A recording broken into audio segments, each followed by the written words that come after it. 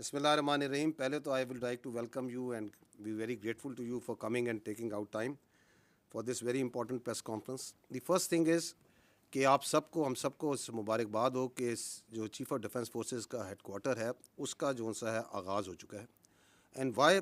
Because it is the most important one of the most important step for the providing the requisite synergy and jointness for military operations. इसके ऊपर आप लोग media में काफ़ी बहस कर चुके हैं एंड वी अंडरस्टैंड कि वॉरफेयर का जो करेक्टर चेंज हुआ है उसके अंदर जो मल्टी डोमेन ऑपरेशंस हैं. So it is not more only land, sea and air. It is space, it is cyber, it is informational domain, it is the intelligence operations and multiple domains जिसके अंदर भी जंग लड़ी जाती है. The wars have become violent, the wars have become short and intense. तो उसमें efficiency हासिल करने के लिए, एफिकेसी हासिल करने के लिए और इकोनॉमी ऑफ एफर्ट हासिल करने के लिए ये जो चीफ ऑफ डिफेंस फोर्सेस का हेडक्वार्टर है, it was a long awaited essential requirement. And it's not only in Pakistan. इस वक्त मुल्क दर्जनों से ज़्यादा ममालिक हैं दुनिया में. It's up to almost like 70 countries जहाँ पे चीफ ऑफ डिफेंस का जो सिनर्जेटिक हेडक्वार्टर्स हैं they are available. So this is a something that जिसका जो आज एक पार्लियामेंट की हिदायत पे और ऑर्डर्स पे जिसका आगाज़ हुआ है. तो this is again A monumental and great day for the national security of Pakistan.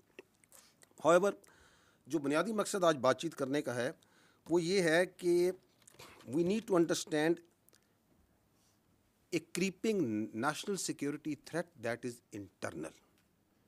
And that threat का जो महवर है, जो उसका आप कह सकते हैं जहाँ से एमिनेट होती है, that is one delusional mindset and A delusional person जो कि कैप्टिव है अपनी ज़ात का, जिसके नज़दीक उसकी ज़ात और उसकी ख्वाहिशात रियासत पाकिस्तान से बढ़कर हैं. उसकी ज़ात, उसकी ख्वाहिशात और उसकी फ्रस्ट्रेशन इस हद तक बढ़ चुकी है कि वो समझता है कि मैं नहीं तो कुछ भी नहीं. And why it may seem to you a bit strange coming from me this, because that person and the narrative that he is pushing, it has become a national security threat. अब सियासत ख़त्म हो चुकी है. अब उसका जो बयानिया है वो पाकिस्तान की नेशनल सिक्योरिटी को थ्रेट बन चुका है. And that is why it is very important that we come clear, बग़ैर किसी इबाहम के, बग़ैर किसी डाउट के, we need to come clear and say what needs to be said. And we need to understand that how this narrative is working, why it is working, and also, unfortunately, it is working in deep collusion with external actors. To understand that, first, I'll set the stage by repeating something that we have been repeating, the armed forces have been saying again and again, that we are the armed forces of Pakistan. We don't represent any ethnicity. हम किसी इलाक़ियत को, किसी लसानियत को, किसी मजहबी झुकाव को और किसी सियासी सोच को या मकतबा फ़िक्र को रिप्रेजेंट नहीं करते. हमें पाकिस्तान के हर इलाके के, हर मज़हब के, हर मसलक के, हर ज़बान के, हर सियासी सोच के लोग मौजूद होते हैं. But we put that all aside once we wear this uniform. That is our pride, that is our honor. We strive, we die on daily basis, not for some zaban, some alaka, some siyasi soch. We strive and die on daily basis for the people of Pakistan, for the integrity of Pakistan. And that we say very clearly. And we also don't come from the elite of Pakistan. We come from the middle classes, lower middle classes, the poor classes. We don't strive, we are not pursuing the agenda of हम किसी के political actor का, किसी class का, किसी elitism का agenda लेके नहीं चलते. This is your armed forces. We are absolutely clear of the character of the armed forces of Pakistan, starting from soldier up to its field marshal. This is the way we are, this is the way we will. अगर कोई अपनी ज़ात के लिए, अपने delusional mindset के लिए, अपनी नार्सिस सोच के लिए इस आर्म्ड फोर्सेस को और इसकी लीडरशिप पे अटैक करता है, then we will also come bare knuckle. There should be no doubt on that. और that's why we request again and again कि आपकी सियासत होगी। हम रिस्पेक्ट करते हैं तमाम सियासी पार्टीज़ को, तमाम सियासी शख्सियात को, लेकिन आप अपनी सियासत को बराए मेहरबानी पाकिस्तान की अफवाज से दूर रखें, हमें इसमें ना घसीटें। We don't want to be part of your politics. आप अपनी सियासत खुद करें, जो करना है करें, लेकिन इस फौज को इससे दूर रखें। इसलिए हमें कुछ चीज़ें बड़ी कम्युनिकेट क्लियरली करने की ज़रूरत है। पहली बात तो ये है कि अफवाज पाकिस्तान और इसके अवाम के दरमियान किसी को इजाज़त नहीं दी जा सकती कि वो दरार डालें। Why? Because this is your only armed forces that you have. You don't have a choice. This country doesn't have any other armed forces. ये आपकी अफवाज किसी को या इस फौज के बारे में किसी को राय हो सकती है, किसी के बारे में कोई ऑब्जर्वेशन हो सकती है, and if that is a constructive observation, constructive criticism, you are more than most welcome. But that doesn't allow you कि आप पाकिस्तान के अवाम को पाकिस्तान की अफवाज के खिलाफ भड़काएं और उनके दरमियान गैप डालने की कोशिश करें, क्योंकि यही आपकी एक फ़ौज है। यही फ़ौज है जो कि हिंदुस्तान की जो हिंदुत्ववाद सोच है, जो उनकी हेजेमोनिक डिज़ाइंस हैं, उसके और पाकिस्तान के अवाम के दरमियान यही फ़ौज है जो ढाल के तौर पे खड़ी है। यही फ़ौज है जो कि ख्वारजों के, ख्वारजीन के और दहशत गर्दों के और जो अफ़गानिस्तान से बेस ऑफ ऑपरेशन को इस्तेमाल करके हिंदुस्तान आप पे फितना अल ख्वारिज, फितना हिंदुस्तान और दहशत गर्दी है, उसके और अवाम के दरमियान कौन सी फ़ौज खड़ी है? यही फ़ौज खड़ी है। And we also know for a fact कि हर मुल्क में एक फ़ौज होती है। मशहूर जुमला है ना, there will always be an army in a country, if it's not yours it will be of your enemy. यही कहा जाता है ना। तो जो इस अपनी फ़ौज के ऊपर हमला करता है, उसकी लीडरशिप पे हमला करता है, तो वह क्या किसी और की फ़ौज के लिए स्पेस क्रिएट करना चाह रहा है? What's his design? Why is he trying to do that? So हमें भी क्लियर है, पाकिस्तान के अवाम को भी क्लियर है कि ये नहीं हो सकता, because they understand, we understand, yes, you can fool some of the people all the time. You may also fool all of the people some of the time, but you can never fool all the people all the time.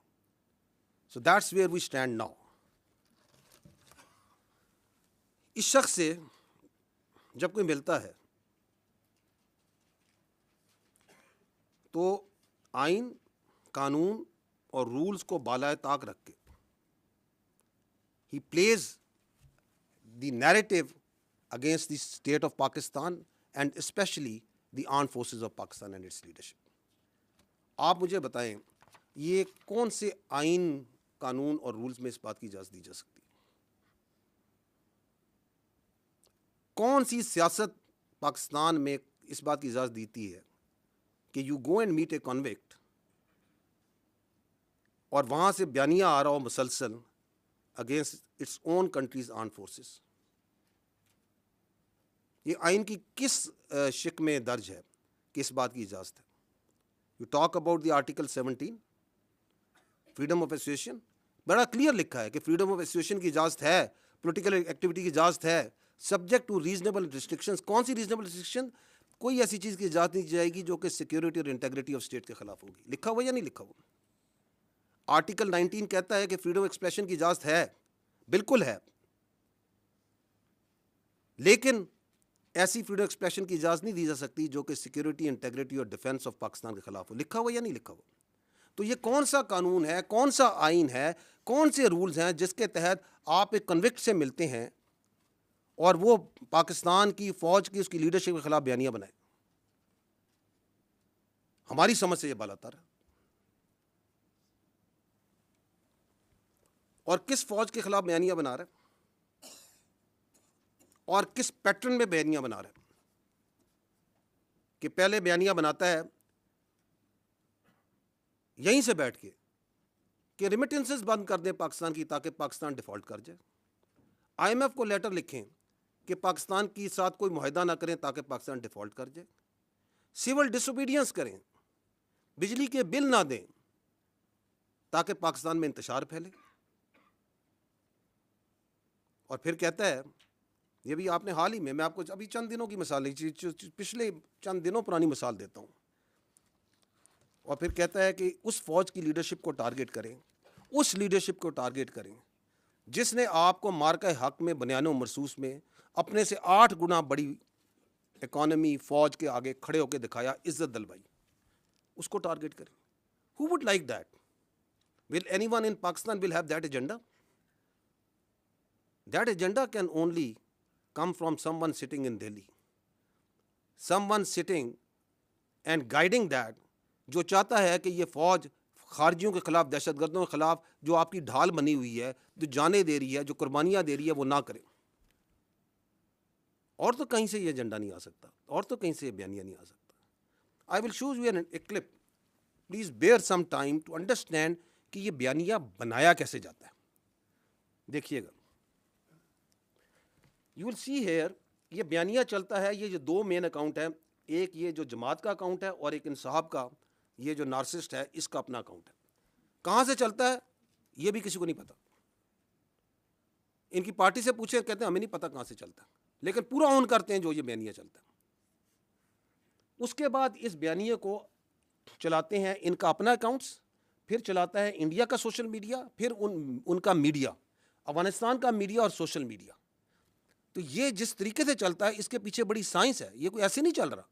ये आपको, ये जो अभी इसने 2 दिन पहले tweet की है इस ज़हनी मरीज़ ने, उस ज़हनी मरीज़ की ट्वीट को देखें कैसे इन्होंने ट्वीट किया। चलाएं इसको।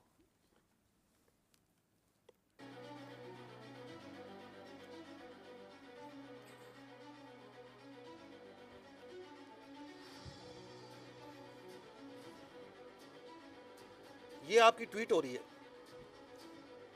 अब ये होती है, आप टाइम देखते जाएं कि किस टाइम पे ट्वीट होती है और कैसे उसको ट्वीट करते हैं। थोड़ी आवाज़ कम कर लेंगे।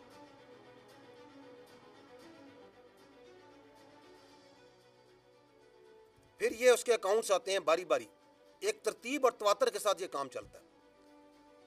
सो there is a lot of coordination from accounts in social media. और आगे मीडिया भी देखेंगे, इंडियन मीडिया भी इसमें कैसे जंप करता है।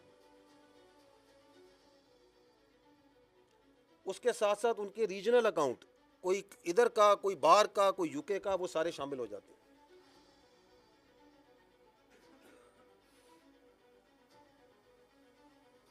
और मिनटों में, घंटों में ये काम हो रहा है। So there is a lot of organisation, there is a lot of system behind how this is pulled. फिर ये ट्रोल अकाउंट आ जाते हैं, बेनामी अकाउंट, ये सारे पाकिस्तान से बाहर बैठे हुए, और वो उसके ऊपर मजीद अपनी ट्वीटें बना रहे हैं, अपना बयानिया उसी को आगे लेके चल रहे हैं। लेकिन असल बयानिया किसने दिया? उस ज़हनी मरीज ने, जिसने वो पहली ट्वीट की।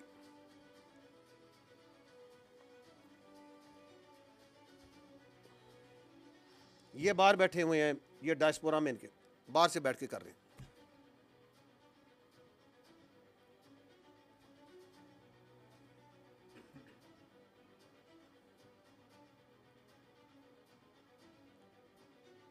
और अब घुसता है इनका सबसे बड़ा फैसिलिटेटर इंडियन मीडिया।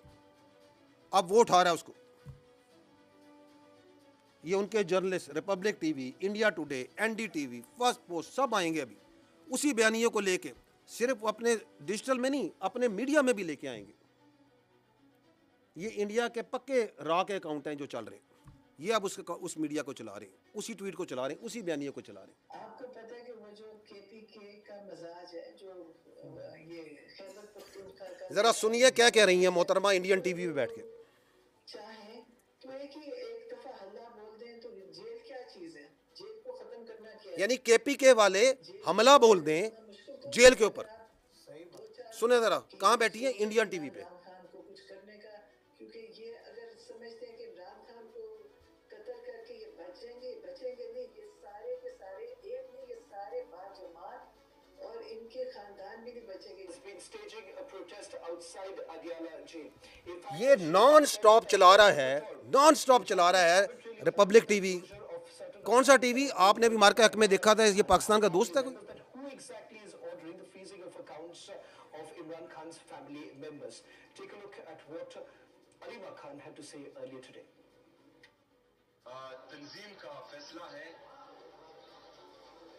अभी तक जो है वो सवाबी का है और सवाबी के मकाम पर जो है वो अपना एहतजाज रिकॉर्ड करवाएंगे, लेकिन पार्लियामेंटेरियन जो है वो इस्लामाबाद हाई कोर्ट और आडियाला जाएंगे. And that was his sister Uzma Khanum. She went in, she met Imran Khan, and she returned. Uzma Khanum says Imran Khan is fit and fine, but she said that he was being mentally tortured, and for this she blamed Army Chief Asim Munir. Moving on, Pakistan is caught in a deepening power struggle between its most powerful general and its most famous jailed politician. Former Prime Minister Imran Khan, रोकिएगा जरा. through a social media post from prison, was कितनी खुशी के साथ Indian media आपके army chief के बारे में ये खबरें बयान कर रहा है. कौन दे रहा है उसको नैरेटिव? ये हु इज प्रोवाइडिंग दैट? आपके सामने आप खुद मीडिया के लोग हैं. 6-8 घंटे यही नैरेटिव चलाई जाएंगे. एक मिनट मीडिया का कीमती होता है, पैसा लगता है ना. Why are they spending so much money of the narrative of this delusional mind? इस नार्सिस्ट का क्यों चला रहे हैं? एक ही वजह ना, बिकॉज ये पाकिस्तान की फ़ौज के ख़िलाफ़ बोल रहा है, क्योंकि ये पाकिस्तान की फ़ौज के सरबराह के ख़िलाफ़ बात कर रहा है. ये अफवाज पाकिस्तान और अवाम के दरमियान दरार डालने की बात कर रहा है. और this is their main stream media. जाएँ इनका सोशल मीडिया देखें, इनके इन्फ्लुएंसर्स को देखें, फुल ऑफ ऑल दिस.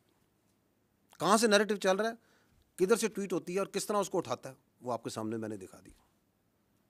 आगे चलें. Chief Field Marshal Asim Munir pushing the country towards instability. In his latest message, Khan described Munir's security approach as disastrous. He claimed the army chief deliberately raised tensions with Afghanistan and said drone strikes and the expulsion of Afghan refugees have fueled a new wave of militancy. Khan. But Uzma Khan now coming out and saying that he's fine, doing well, but at the same time firing a fresh salvo at General Asim Munir. ये Afghan social media ही पीछे नहीं ठहरता, साथ साथ वो भी लगा हुआ है. ये ख्वारजीन के जो सूलतकार हैं ये लगे हुए हैं जी. अफगानिस्तान का main stream media. Why would not they do it? Because आपके मुल्क में बैठ के आपका एक माइंड सेट जो सा है, एक जो ज़हनी मरीज़ है यहाँ बैठ के जो सा है ये सारी बातें कर रहा है अफवाज पाकिस्तान के ख़िलाफ़, उसकी लीडरशिप के ख़िलाफ़. Why would they not do it?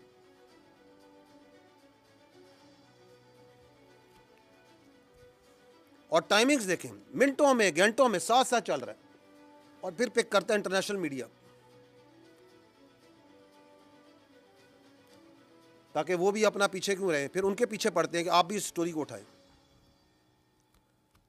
आपके ख्याल में ये सब कुछ जो चल रहा है, ये जो इंडियन मीडिया, अफगान मीडिया ये जो चला रहा है, ये कोई फ्री लंच है? Is there a free lunch?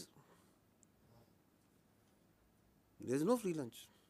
ये कलूजन है कि हम इधर से बयानियाँ बनाएंगे, आप इसको उठाएंगे, क्योंकि आपका और हमारा मकसद एक है, हमारा दुश्मन एक है, पाकिस्तान की अफवाज, उसकी लीडरशिप.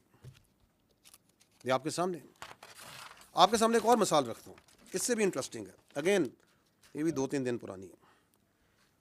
एक शख्स कहता है कि मेरी पार्टी का जो शख्स, जो बंदा पाकिस्तान की अफवाज के नेशनल डिफेंस यूनिवर्सिटी में गया है वो गद्दार है. How interesting. वो मीर जाफर और मीर सादिक से मुमासलत दे रहा है या नहीं दे रहा? इसकी मंतक से जाएं कि ये कह रहा है कि आप सारे जो ISPR में आप भी गद्दार हैं, क्योंकि आप ISPR में आए हैं ना. ये NDU गए थे तो ये गद्दार हो गए. पाक फौज के अंदर जो बंदा है इसका मतलब गद्दार है. ये कहता है ना, ये समझता है कि जो से ताल्लुक़ रखेगा वो गद्दार है. 2 दिन पहले मैं मरे कॉलेज अल्लामा इकबाल की जो तदरीस, जो जहाँ से उन्होंने तदरीस हासिल की, उनकी लमगाह पे गया. उधर हज़ारों बच्चों से इंटरेक्ट किया, तो जो अगर वो मुझसे मिले तो क्या इसकी मंतक के मुताबिक तो वो भी गद्दार हैं फिर? वो तुम हो कौन? ये क्या सोच है? कहाँ बैठ के कौन सी फ्रस्ट्रेशन है तुम्हारे अंदर? कहाँ से तुमने ये इल्म हासिल कर लिया? किसकी तुम जुबान बोल रहे हो? तुम क्या पैगाम देना चाह रहे हो इस मुल्क को? तुम समझते क्या हो अपने आप को?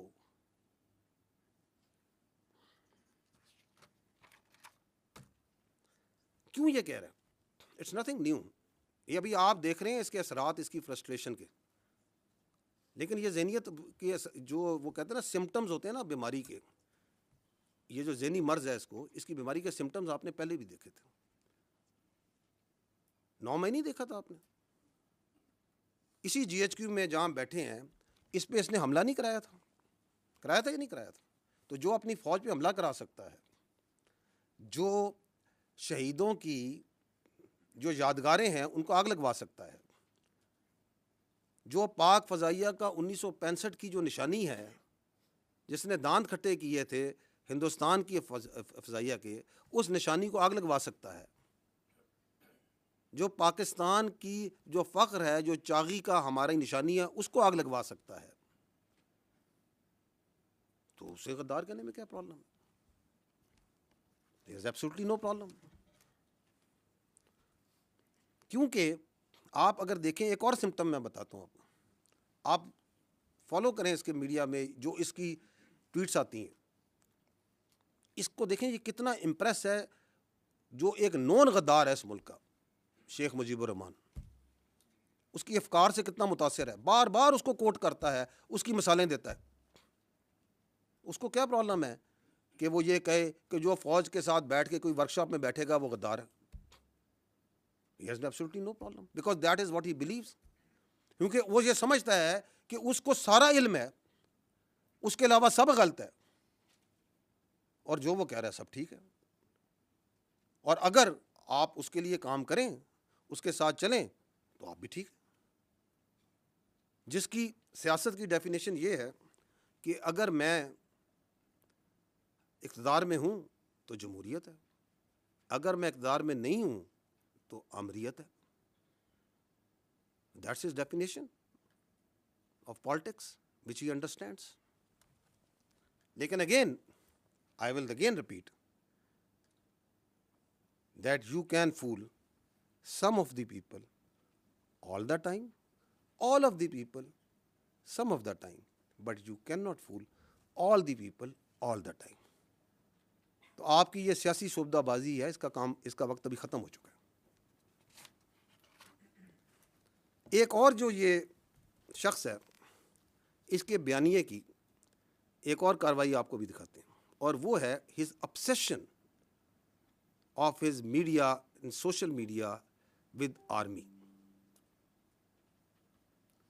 वो इतनी ऑब्सेशन कॉमिकल है कि ये हर, आप इनकी फॉलो करें इनके बयानिए को, जिसकी मैंने आपको चलाया, वो कैसे एक ऑर्गेनाइज तरीके से चलाते हैं, कि उसके अंदर how much obsessed with this what is happening in the army. अभी ये CDF की आपने नोटिफिकेशन है, हर 10 मिनट 15 मिनट घंटे बाद कोई इधर बैठा वीलॉग कर रहा है, ये हो गया फलाना हो गया। कभी किसी ने किसी को वाइस चीफ डिक्लेयर कर दिया कि बस ये वाइस चीफ बन गया है, ये अभी प्रमोट हो गया है। और यार तुम्हें क्या ऑब्सेशन है फौज के साथ? तुम्हारे पास एक सूबे की हुकूमत है, उसके बारे में क्यों नहीं बात करते हो? उसकी गवर्नेंस के बारे में क्यों नहीं बात करते हो? कोई सियासत के बारे में बात क्यों नहीं करते हो? ये दहशतगर्दी की इतनी बड़ी जंग चल रही है, इसके बारे में बात क्यों नहीं करते हो? ये हिंदुस्तान से इतनी बड़ी थ्रेट है, तुम एक सियासी पार्टी हो, तुम इसके बारे में बात क्यों नहीं करते हो? और पाकिस्तान के इतने इशूज़ हैं, आप लोग इनको हाईलाइट करते हैं, why don't you talk about it? तुम्हारी सुई क्यों इस फौज पे फंसी हुई है? क्योंकि तुम्हारा पूरा बयानिया इस फौज के ऊपर है। हम बार बार तुम्हें कह रहे हैं कि हमें अपनी सियासत से दूर रखो। इधर पाकिस्तान की फौज में कोई वाकया हो जाए, कुछ हो जाए, ये इस तरह पढ़ते हैं जैसे जोन सा ना पता नहीं क्या हो गया। ये देखिएगा, ये चलाइएगा ज़रा, ये प्रोपेगेंडा जो फौज का चलाते हैं।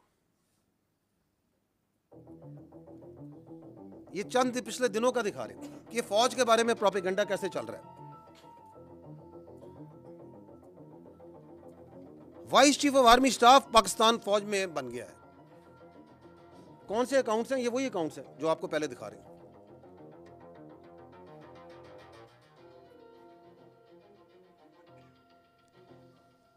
यानी कि एक जनरल ऑफिसर को लेंगे, उसकी तस्वीर लेंगे, उनकी तस्वीर लेके अपना एक बयानिया बनाना झूठा शुरू कर देंगे। इस पर टिकटॉकें बन रही हैं, फेसबुक हो रहे हैं, वीलॉग किए जा रहे हैं।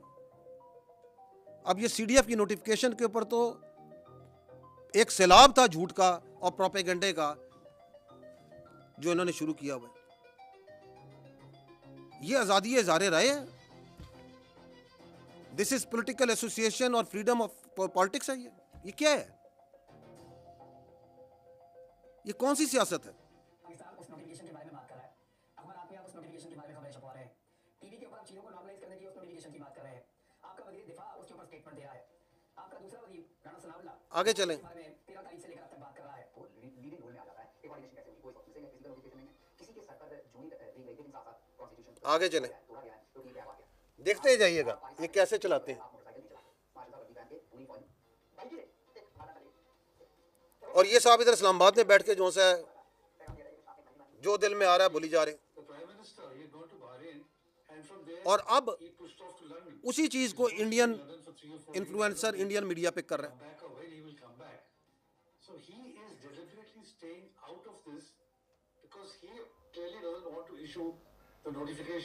ये कौन सा बयानी है जो मैंने आपको कहा ना कि ये अब नेशनल सिक्योरिटी इशू बन चुका है। given to understand a few days back that everything was in place. The notification is about to come out that he's taken over as a CDF, which is their CDS equivalent. But now we hear it's not formal.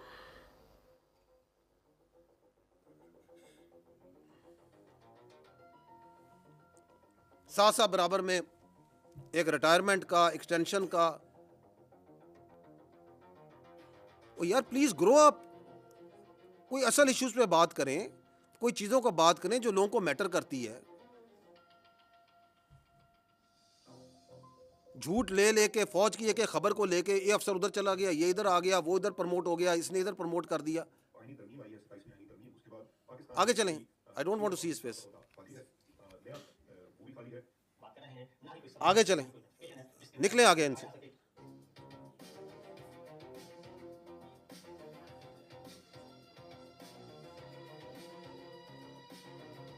अच्छा जी, ये senior army अफसर के घर पे हमला हो गया, एक रिटायर्ड अफसर है, उनके घर पे हमला हो गया। पता नहीं कहां से सोचते हैं, कहां से इनके ज़हनों में ये ख्यालात आते हैं। किसी को एडवाइजर बना दिया, किसी को एनएसए बना दिया, उधर बैठे हुए हैं। वहां पे क्या इनका कोई कैबिनेट डिवीजन खोली हुई है, कोई एस्टेब्लिशमेंट डिवीजन खोली हुई है। अब नोटिफिकेशन जारी हो गया, जाली नोटिफिकेशन चला दिया, अपनी मर्जी से नोटिफिकेशन बना दिया, चला दिया।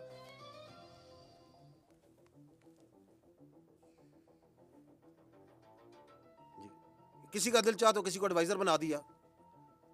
फलाना ये सोच रहा है, ये सोच रहा है, और तुम उधर बैठे हुए हो, तुम्हें कुछ पता है। और फिर ये किसने चलाया था कि ये मर गए, और ये चला रहा है चीख चीख के। और ये शख्स याद है आपको, ये अभी 9 मई 10 मई में ये पाकिस्तान का दोस्त है। किस पार्टी का बयानिया चला रहा है, ये क्यों चला रहा है, और घंटों चलाता है। आज भी इससे चला रहा होगा बैठा हुआ। मैं इसलिए कह रहा हूं, there is no free lunch. ये क्यों चला रहा है? There is a कलूजन।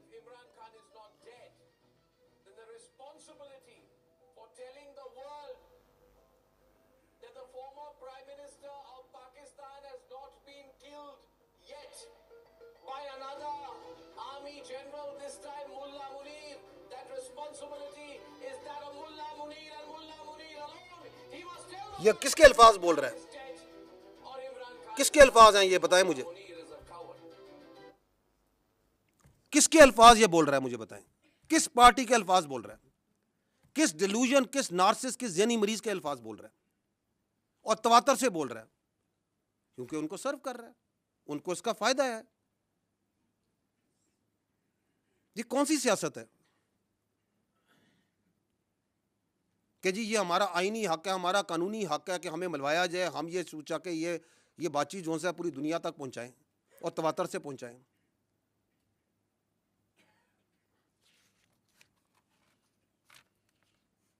अच्छा जी, अगला एक और इनका बयानिया, एंड वेरी रिसेंट, अभी 3 दिन पहले दोबारा रिपीट किया उन्होंने बड़े ज़ौक़ शौक़ से। वो ये है कि खारजियों से बातचीत करें, हमले ना करें, ऑपरेशंस ना करें, इंटेलिजेंस बेस्ड ऑपरेशंस ना करें, स्पेस दी जाए ख्वारिज को, अफगानिस्तान के साथ जो पॉलिसी है, ये जो फ़ौज की पॉलिसी है, जो रियासत की पॉलिसी है, ये गलत पॉलिसी है। मैं पहले भी ये बात कर चुका हूँ, सवाल कर चुका हूँ। आप मुझे बताएं कि स्टेट की जो सिक्योरिटी है वो सबलेट की जा सकती है? Is appeasement A security policy? क्या पाकिस्तान की सिक्योरिटी जो सी है वो काबुल के रास्ते से ग्रांट होगी? क्या दिल्ली ग्रांट करेगा पाकिस्तान की सिक्योरिटी को?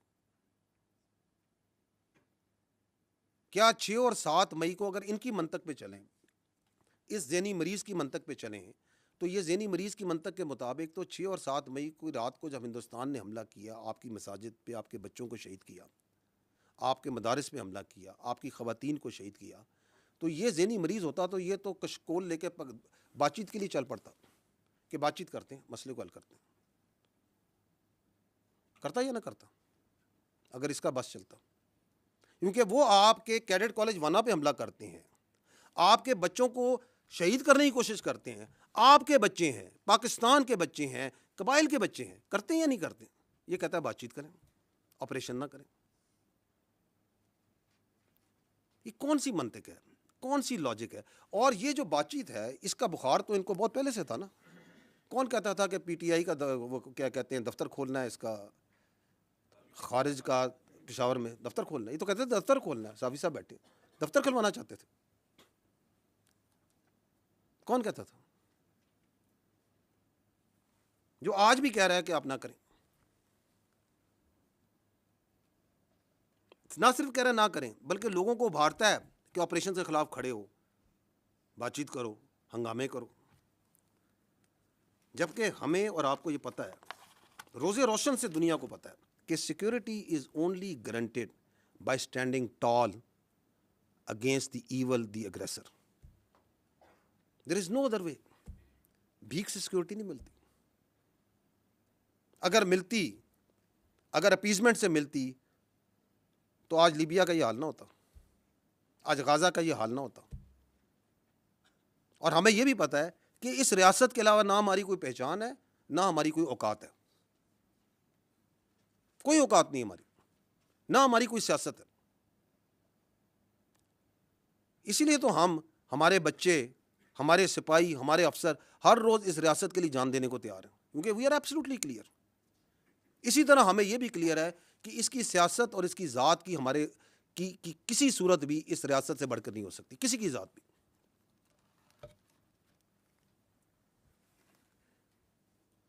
ये क्यों करता है? ये कभी आपने सोचा? क्या इसकी ऑब्सेशन है to providing space to the terrorists and the फितना अल ख्वारिज? अदर देन वो तो मैंने बता दी, क्योंकि ज़हनी मर्ज है। उसके अलावा क्या हो सकती है? उसके अलावा there are 2 reasons. One is, जो मैं पहले भी अर्ज कर चुका हूँ, वो ये है कि there is a terror crime nexus.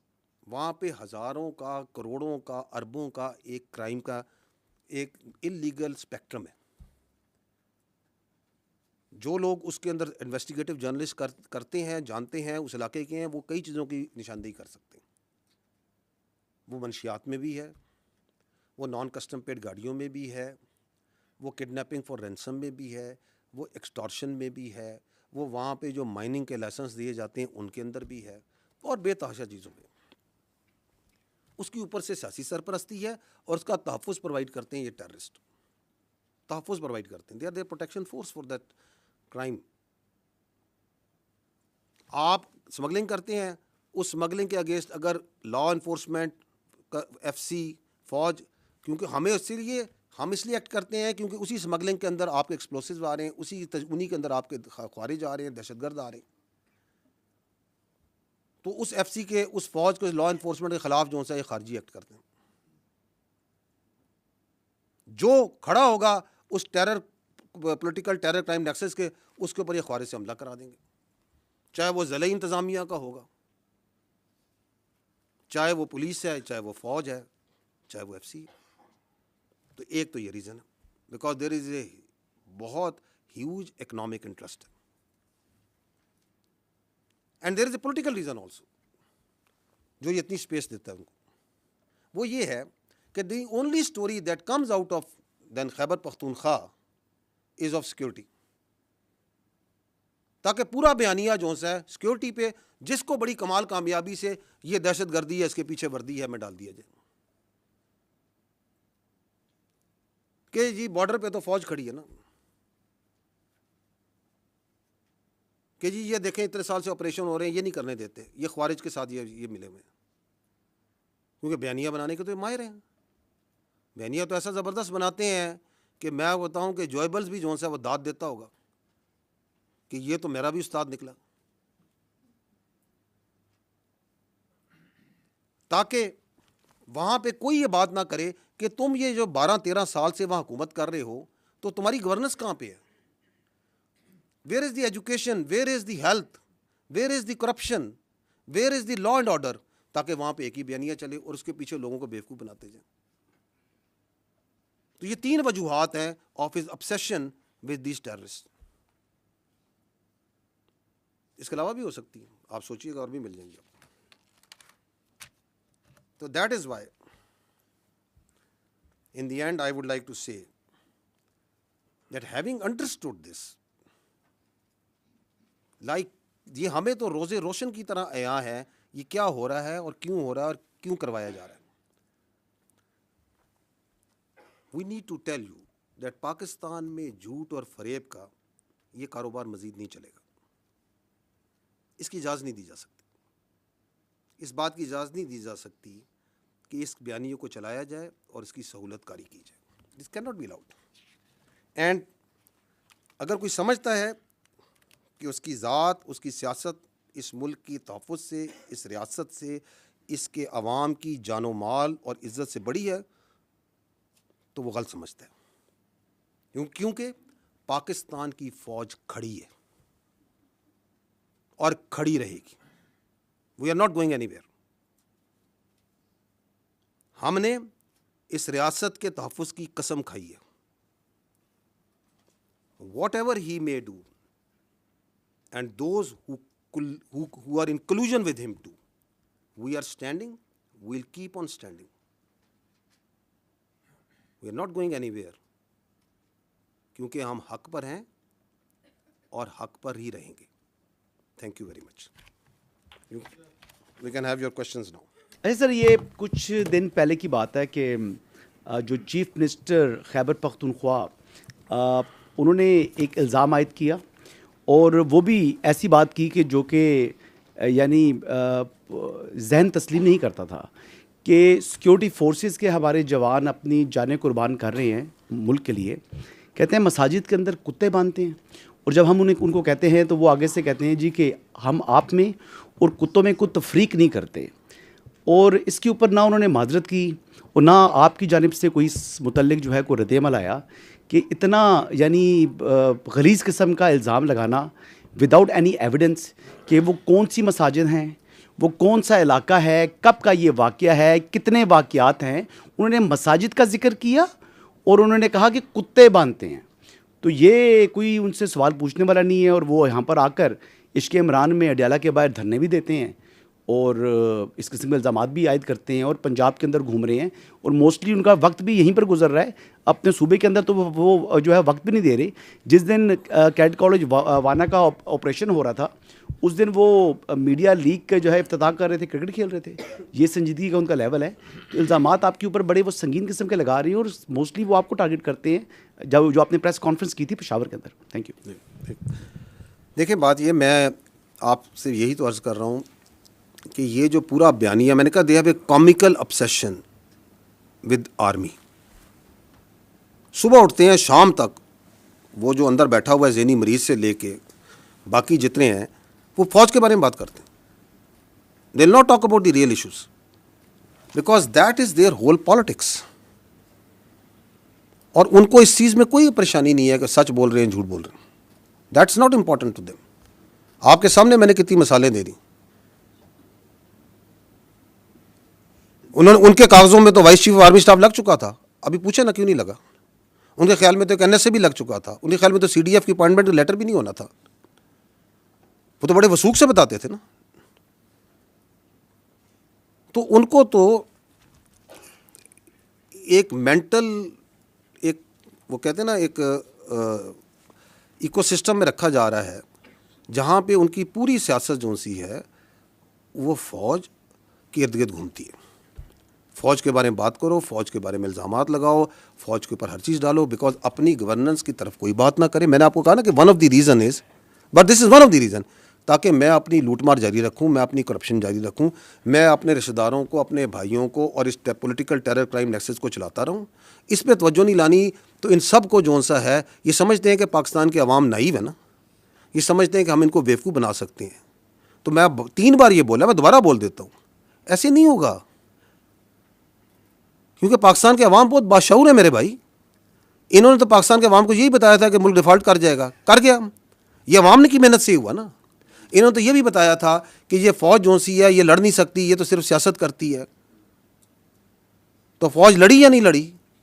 लड़ के दिखाया, पूरी दुनिया में उसकी आवाज़ गई या नहीं गई? तो बाकी ये जो कहते हैं, इनके लिए मैं यही कहूँगा कि बार्किंग, जो कुत्ता भौंक रहा होता है ना, उसके बारे में जो है ना ज़्यादा परेशान होने की ज़रूरत नहीं होती। ठीक है।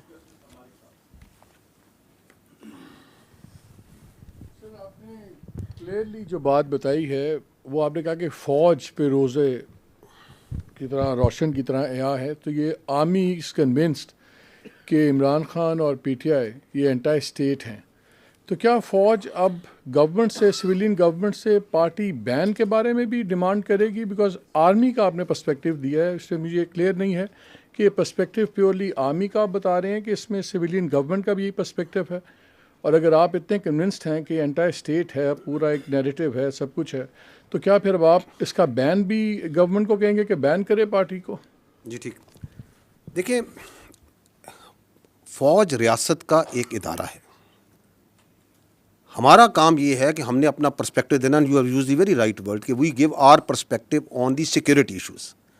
We are giving this perspective, and why are we giving this perspective openly in an open forum to the people of Pakistan also, because जो ये पाकिस्तान की फ़ौज के बारे में बात करें वो भी openly media, national media, international media, हर जगह और सोशल मीडिया पे तमाम जगह करते हैं।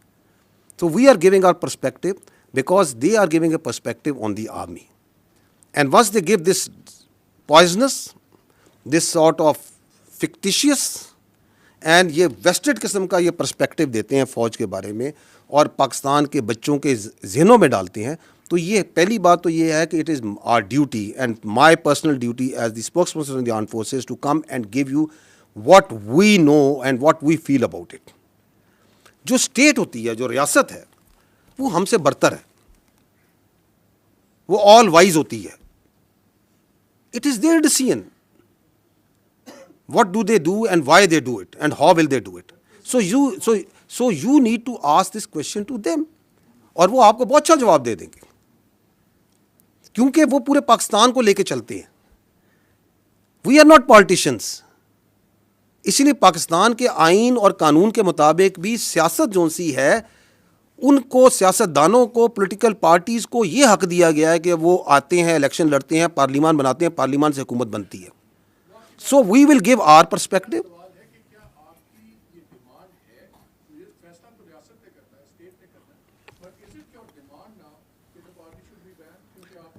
अच्छा, ये आप इस तरह आपके एक सवाल से ये लगता है कि जैसे this is we are taking this opportunity to place a demand and we otherwise don't converse with each other. So the state and all its institutions work hands in glove. ठीक है? It is for them, but the state has much more vision, state has much more clarity, वो higher pedestal पे होती है। उन्होंने जो फैसला करना होता है, रियासत के इदारे उसके साथ चलते हैं। इसकी मैं आपको कई मिसालें दे सकता हूँ। अभी मैं पहले ही बता चुका हूँ, it's not may be similar, लेकिन आपके कोविड आया तो कोविड में रियासत ने फैसला किया कि एनसीओसी के अंदर को चेयर करेगी फ़ौज और फ़ौज का पूरा इंफ्रास्ट्रक्चर लगेगा, वरना कोई थर्ड पार्टी बाहर से बैठ के कह सकती है। तो महकमा सेहत का काम है, फ़ौज कैसे क्या ताल्लुक है? और हमारे हज़ारों, tens of thousands of soldiers and officers participated in that for months and months, did we not? Because the state having the larger visibility of the challenge and the resources that they had, they decided कि ये करना है। We did it. State कभी फैसला करती है कि मुझे अपनी फ़ौज से भल सफाई करानी है, तो फ़ौज ये तो नहीं कहती कि नहीं जी हमारा काम नहीं है। फ़ौज कहती है आपने कहा है, okay will do it provided we have the resources and we can provide. So ये एक कन्वर्सेशन होती है जो स्टेट और इंस्टीट्यूशन के दरमियान बहुत से चीज़ों पे चलती रहती है, but state that means the government at that time is supreme. मैं इसलिए बार बार वादे कर रहा हूँ कि यहाँ पे ये भी एक बयानी का हिस्सा है कि यहाँ पे कहा जाता है कि रियासत फ़ौज है, नहीं, रियासत फ़ौज नहीं है, हुकूमत रियासत होती है, उसके इदारे होते हैं। We are just one very important but one institution of the state, because that person, उसकी पूरी सियासत रियासत के इस इदारे पर है। हम कहते हैं तुम सियासत करो ना, तुम क्यों पूरा दिन सुबह शाम, सुबह से लेकर रात, रात से लेकर सुबह तक तुम्हारी क्या ऑब्सेशन है इस फौज के साथ, इस फौज के अफसरों के साथ, इस फौज के ऑपरेशन के साथ, इस फौज के जनरलों के साथ?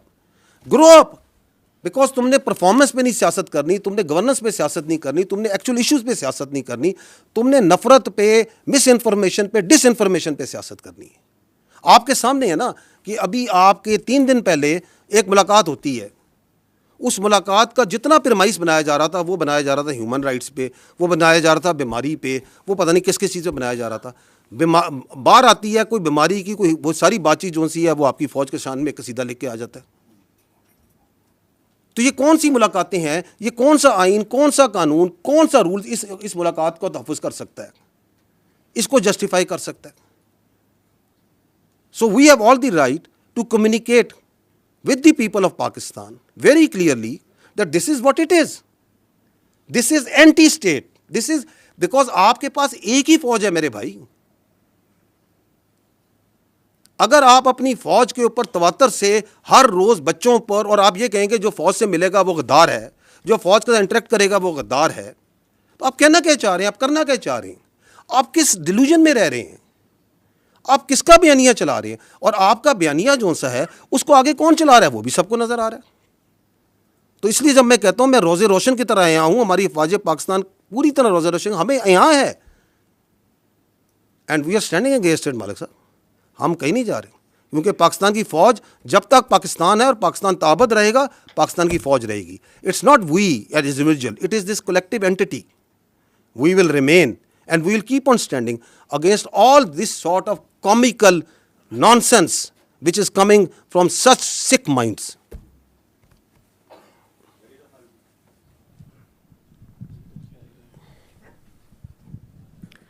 सर, एक तो इस सियासी बयानिए का ये भी हिस्सा है कि हम फ़ौज पे तनकीद नहीं करते, हम एक शख्स पे तनकीद करते हैं। तो हमारी तनकीद को या हमारा जो भी है उसको फ़ौज पे हमला, ये सिर्फ एक शख्स के बारे में है। तो इसकी वजाहत कर दीजिए कि क्या आप समझते हैं कि एक शख्स इदारे से अलग है, इदारा अलग है, एक शख्स अलग है? दूसरा, आपने कहा कि ये नेशनल सिक्योरिटी थ्रेट बन चुका है। This is a huge thing, this is know small thing, कि अगर कोई बयानिया कौमी सलामती के लिए ख़तरा बन जाए। तो वो बयानिया कहाँ से आ रहा है? मुलाकातों के बाद आ रहा है। तो क्या मुलाकातों पे ब्लैंकेट बैन लगना चाहिए? आप क्या समझते हैं? और फिर वो फैल रहा है जिस तरह आपने बताया सोशल मीडिया के ज़रिए।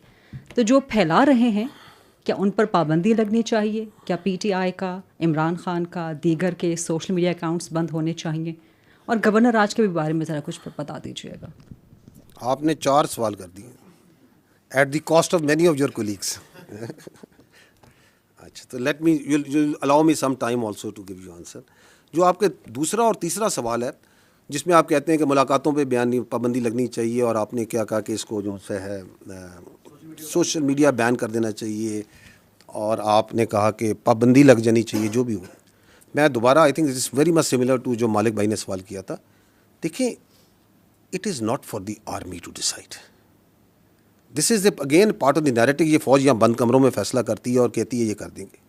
We are talking openly, communicating with you very openly. This is what the it is, this is what is black and white which we are seeing, you are seeing, the world is seeing, any objective mind can see. अब इस पर क्या करना है, वो हुकूमत के पास बहुत से अदारे हैं, बहुत से टूल्स हैं, बहुत आइन है, आइन आपको सारी प्रोटेक्शन प्रोवाइड करता है। क्योंकि मैंने आपको बताया कि आइन जो है, मैंने आइन से कह रहा हूँ, आर्टिकल 17 क्या कहता है, वहाँ पे freedom of association political parties का लिखा है। वहाँ पे अगर हम उसकी प्लेन रीडिंग करते हैं, I am no legal jurist, I have nothing, मैं उसकी प्लेन रीडिंग बता रहा हूँ। वो ये कहता है कि फॉर्म ऑफ कि आपको एसोसिएशन की पॉलिटिकल पार्टीज़ बनाने की इजाज़त है, लेकिन किसी ऐसी चीज़ की पॉलिटिक्स की इजाज़त नहीं जो कि सिक्योरिटी और इंटेग्रिटी ऑफ स्टेट के खिलाफ हो। कहता है या नहीं कहता है? फ्रीडम ऑफ एक्सप्रेशन के नीचे वो बात करते हैं, फ्रीडम ऑफ एक्सप्रेशन भी मैंने बताया कि उसके ऊपर आइन आर्टिकल 19 क्या कहता है। आर्टिकल 63 को पढ़ लें, वो कहता है कि पार्लियामेंट का जो मेंबर होगा उसके अंदर क्या क्या क्वालिटीज़ होंगी, क्या क्या उसकी चीज़ें होंगी, वाज़ेह है ना। तो हम ये we understand we are also a product of this constitution. हम 243, 244, 245 का प्रोडक्ट है. So we are also extension out of that constitution. तो that constitution provides its institutions also the right कि ये काम हो रहा है आपकी फ़ौज के ख़िलाफ़. ये आपकी भी फ़ौज है ना, मेरी फ़ौज तो नहीं है, आप सबकी भी फ़ौज है. आपके ख़िलाफ़ झूठा, जहरीला, घटिया किस्म का बयानिया बनाया जाता है, तवातर से बनाया जाता है. तो स्टेट विल डू समथिंग. वो क्या करती है, मैंने पहले कहा स्टेट इज़ लार्जर. माँ भी है, बाप भी है, रियासत फैसला करेगी. So we are not into that, we are not discussing here. जो आपने ये कहा कि जी, जो आपकी कहा कि वो ये कहते हैं कि हम फ़ौज के ख़िलाफ़ नहीं हैं, हम फ़र्द वाहिद के ख़िलाफ़ हैं. फ़ौज क्या है? What is an army? Army comprises of individuals. It is an hierarchical body. It's a merit-based body based on a hierarchy.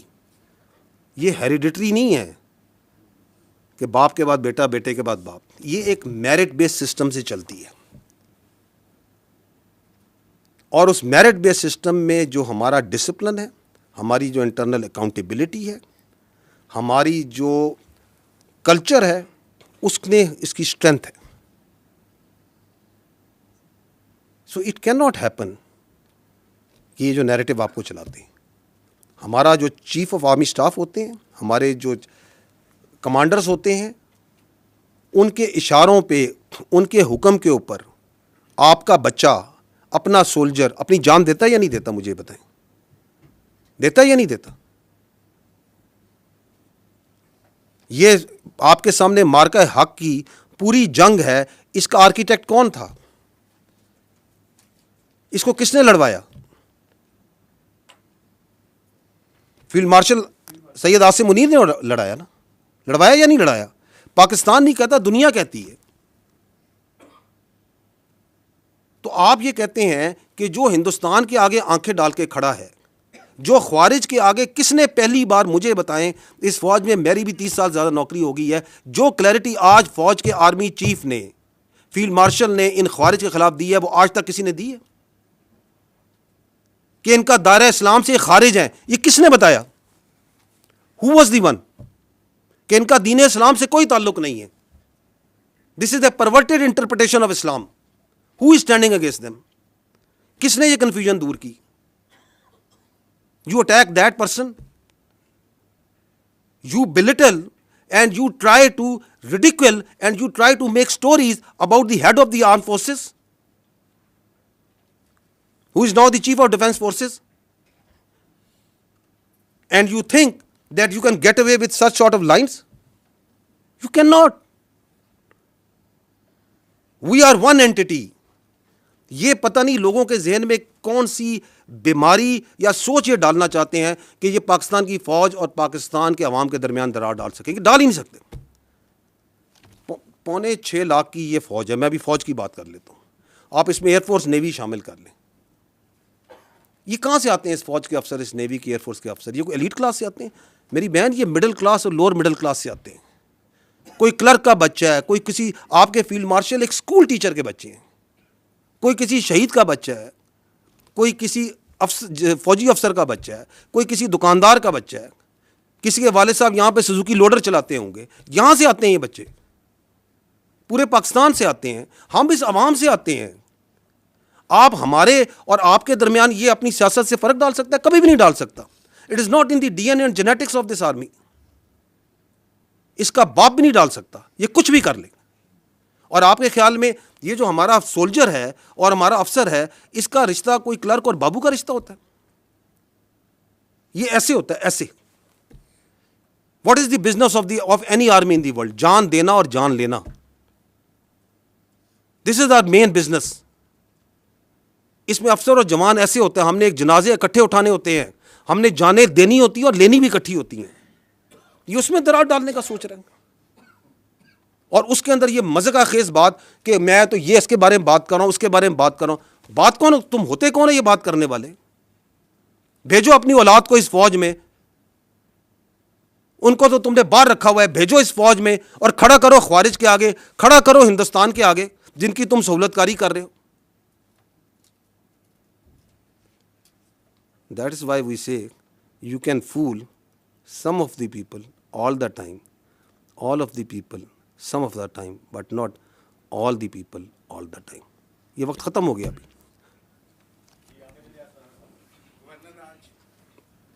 Governor Raj, government का फैसला गवर्नमेंट समझेगी, nothing to do with the army.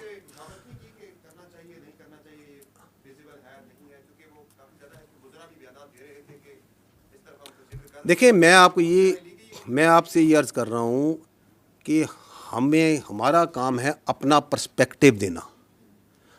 Are perspective on counter terrorism जो वहाँ पे है वो absolutely लोगों को क्लियर है. मैं आपको इसकी मिसाल देता हूँ. आप काइंडली अगर इधर वो नेशनल एक्शन प्लान की मैंने स्लाइड रखवाई थी वो ज़रा चलवा दें. ये देखिएगा, ये है एक agreed document. These are the 14 points of the revised national action plan. Is this not an agreed document of all the political parties?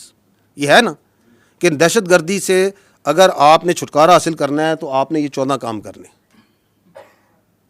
Governance, in 14 points के ऊपर गवर्नेंस जो सी है वो काउंटर टेररिज्म का इलाज है. इसमें जो पॉइंट नंबर 1 है वो है काइनेटिक का, लॉ इन्फोर्समेंट का, आर्म्ड फोर्सेस का. ऐसे ही है.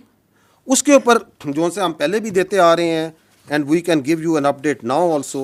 In this year of 2025, 13,217 operations intelligence based, which is an average of 204 operations per day are being conducted. इस साल, इस कैलेंडर ईयर में हमने 1943 दहशतगर्द वासले जहन्नम किए हैं, which is 6 terrorists per day. This is the highest average और number of terrorist killed in last 10 years किसी एक कैलेंडर ईयर में. उससे भी ज़्यादा पाकिस्तान जब से दहशतगर्दी जंग लड़ रहा है, this is the highest number. तो इसके बारे में तो कोई शक नहीं है ना कि काइनेटिक पे काम हो रहा है, दहशतगर्द को मारा जा रहा है, शहादतें भी हैं, हो रहा है या नहीं हो रहा है. ये बाकी जो पॉइंट है जो आप बात कर रहे हैं जो सूबे के मेनली काम है या वफाक के हैं लेकिन मेनली सूबे के हैं, वो नहीं हो रहे. उसके बारे में आप अपनी राय रख लें. नंबर 5 पॉइंट हमने तो नहीं कहा, 2014 में लिखा, सब ने कहा. 2018 में गवर्नमेंट आई उसने भी कहा. 2021 में रिवाइज नेशनल प्लान आया उसमें भी कहा गया कि अगर आपने दहशतगर्दी से छुटकारा हासिल करना है तो इलीगल स्पेक्ट्रम जो है, नार्को स्मगलिंग, ये लिखा हुआ है ना आगे, ह्यूमन ट्रैफिकिंग नीचे नंबर 4-5 नंबर पॉइंट ये लिखा है कि जी ये आपने ख़त्म करना होगा. कहा या नहीं कहा? तो इलीगल स्पेक्ट्रम किसने ख़त्म करना है मेरे भाई? उधर तो मंशियात हैं, उधर तो मैंने आपको बताया नॉन कस्टम पेड व्हीकल्स हैं, उनकी सियासी सरपरस्ती है या नहीं है? आप जाएं, आप साफ़ी हैं, जाके पता कर लें. आपको उनके पीछे चेहरे भी नज़र आ जाएंगे कौन कर रहे हैं. इसके अंदर लिखा हुआ है रिपैट्रिएशन ऑफ अफगान रेफ्यूजीज, लिखा हुआ है ना कि ये काम करना है. पाकिस्तान में रिपैट्रिएशन में 1.84 मिलियन 18 लाख से ज़्यादा इलीगल फॉरेनर्स को रिपैट्रिएट किया जा चुका है अप टू 3 दिसंबर. लेकिन इसमें जो इंटरेस्टिंग और लम्हा फिक्री है वो है denotification refugee camps KPK. There are 43 camps in KPK of Afghan refugees which have been denotified. सिर्फ 2 को विकेट कराया गया, बाकी 41 उसी तरह फंक्शनल है. ये किसने करना है? तो यस, वापस चले जाइएगा उसी स्लाइड पे. तो इसके अंदर जो सा काउंटर टेररिज्म कोर्ट्स जो वहाँ पे हैं उनको मजबूत करना है. उसका भी आपके सामने डाटा अवेलेबल है कि कितने दहशतगर्दों को सजाएं दी गई हैं, क्या काम हुआ है या नहीं हुआ. काउंटर टेररिज्म डिपार्टमेंट को कितना स्ट्रेंथन किया गया है, पुलिस को कितना स्ट्रेंथन किया गया है. अजीम कुर्बानियाँ, अजीम शाह कुर्बानियाँ दे रही है खैबर पख्तूनख्वा की पुलिस, लेकिन क्या आप उनको स्ट्रेंथन कर रहे हैं जिस तरह बाकी सूबों में किया जा रहा है? क्या आप उनको वो एडमिनिस्ट्रेटिव ऑपरेशनल कैपेबिलिटी और इंडिपेंडेंस दे रहे हैं? So these are all these can be objectively measured. ये दहशतगर्दी कोई एक क्लिक में ऐसे नहीं हो जानी कि ये कर देंगे तो ये सारे काम हो जाएंगे तो एक दिन में बस सुबह होगी तो ख़त्म हो जाएगी. इस पर सस्टेन्ड एफर्ट करने की ज़रूरत है. उसके लिए पॉलिटिकल विल की ज़रूरत है, उसके लिए एक पॉलिटिकल विजन की ज़रूरत है. ये नहीं हो रहा, लेकिन इसकी बजाय ये ज़रूर हो रहा है. बयानी आपके सामने, अभी मैं आपके सामने कह रहा हूँ, कह रहे हैं जी ऑपरेशन नहीं करने चाहिए, इंटेलिजेंस बेस्ड ऑपरेशन ना करें, दहशतगर्दों से बातचीत करें, अफगानिस्तान के साथ हालात ठीक करें, उनको अपीज़ करें. आप तो इसके खिलाफ दूसरा काम कर रहे हैं, जबकि आप पॉइंट नंबर 2 में कह चुके हैं कि जी आप एक बयानिया बनाएंगे, इसमें मीडिया लिखा हुआ है, इसका मतलब यह था कि हमने दहशतगर्दी से छुटकारा हासिल करना है तो हमने यक ज़मान होकर एक बयानिया बनाना है। आप तो उसके खिलाफ उल्टा काम कर रहे हैं। अब अगर ये चल रहा है तो या तो आप ये कहें कि नहीं हमने वी आर ओके कि खैबर पख्तूनख्वा में दहशतगर्दी चलती रहे and we should not have any problem with it, लेकिन हमारे केपी के जो भाई हैं, बहनें हैं, बच्चे हैं, क्या उनके मुकद्दर में लिख दिया गया है कि उनके ऊपर एक टोला मुसल्लत हो गया है और एक शख्स की जो ज़हनियत है जो कि अपने ज़ात से आगे नहीं सोच सकती, जो उसको कोई परवाह नहीं है कि खैबर पख्तूनख्वा के अवाम के साथ, उनके साथ मैं अपनी सियासत के ज़रिए क्या कर रहा हूँ, वो खेलता रहे उनके मुकद्दर के साथ। तो it is then for the government and the parliament and all the stakeholders to decide. हमने अपना पर्सपेक्टिव देना है कि दिस इज़ वेयर, तो दिस इज़ गोइंग वेयर, इसमें इंक्रीमेंटली इंप्रूवमेंट आएगी, आती है। हम अपनी जान मार रहे हैं, हम ऑपरेशंस भी कर रहे हैं। जाने मारने से मुराद जाने खाली मारने, हम जाने दे भी रहे हैं। चीफ ऑफ आर्मी स्टाफ जो से हैं, आपके चीफ ऑफ डिफेंस फोर्सेस बरमला इस बात का इजहार कर चुके हैं ना कि ये गवर्नेंस के वो जिन गैप्स की बात करते हैं, these are the governance gaps, जिसको वो कहते हैं कि हम अपने शहीदों के खून से पूरा कर रहे हैं। बिल्कुल कर रहे हैं जी।